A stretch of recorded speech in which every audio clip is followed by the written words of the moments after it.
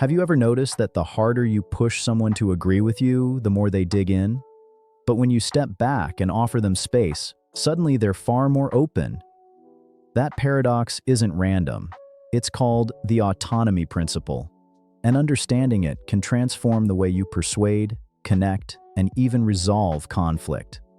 Welcome back to Mindframe. I'm Ty. And here we explore the hidden psychology and deeper patterns that shape how we think, grow, and connect. Here's the core idea. Humans are wired with a deep need for autonomy, the freedom to make their own choices. The moment people feel like that freedom is being taken away, resistance kicks in. Psychologists call this reactance. But here's the twist. Persuasion isn't about pushing harder. It's about creating resonance, where people feel empowered to choose, and when they feel ownership, they're far more likely to align with you. So let's break down how this works, both scientifically and energetically, and how you can start applying it in your own life. Imagine a teenager told, "You absolutely cannot see that friend anymore." What happens? They want to see that friend more than ever. That's reactance, the psychological pushback when we feel our freedom threatened. And it doesn't stop with teenagers. Adults experience it every single day. Ever walked past a sign that says "Do not touch" and suddenly felt the urge to touch it? Or heard a salesperson say, "You have to buy now or you'll miss out." And instead of leaning in, you pull away? Pressure doesn't create compliance, it creates resistance. At its core, reactance is a defense mechanism. It's the mind's way of saying, "My freedom matters and I'll protect it."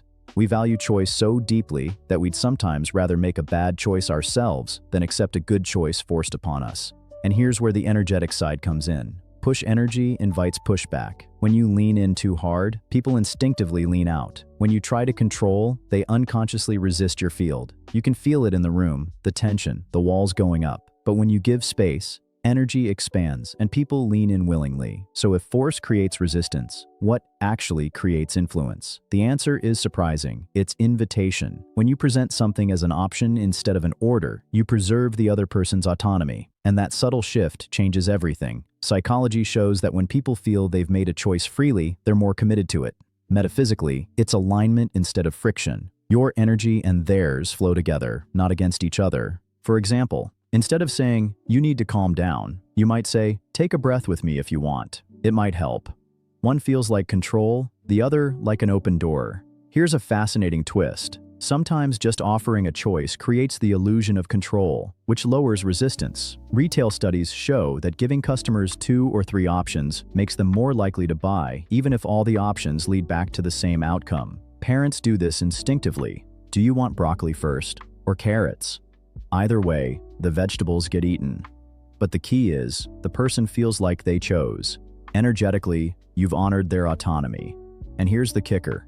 Persuasion works best not when people feel convinced, but when they feel it was their idea all along. Think about the best leaders or mentors you've known. They don't bark orders, they hold space, they guide with clarity, but leave room for you to step into the choice. Psychologically, this builds trust and long-term commitment. Energetically, it feels expansive. Their presence invites you in instead of boxing you in. Try this in conversation. Instead of filling silence with more pressure, leave space. Let the other person process. Silence itself can be persuasive when it honors autonomy. On a deeper level, the autonomy principle connects to something bigger. Each of us has an energetic field that resists being dominated. When persuasion comes from force, it clashes with that field. But when it comes from authentic intention and invitation, it harmonizes. Confidence radiates, but it doesn't shove. Influence grows strongest when it feels effortless. So here's the thread. Persuasion fails when it threatens freedom. The moment someone feels boxed in, their mind scrambles for a way out. But when you align with the autonomy principle, honoring choice, inviting rather than pushing, holding space instead of control, you create something far more powerful: resonance. And resonance changes everything. Instead of feeling pressured, people feel understood. Instead of compliance, you get commitment. They don't just agree with you in the moment, they take ownership of the decision because it feels like theirs. And that makes persuasion not only more effective, but more ethical. You're not bending someone's will.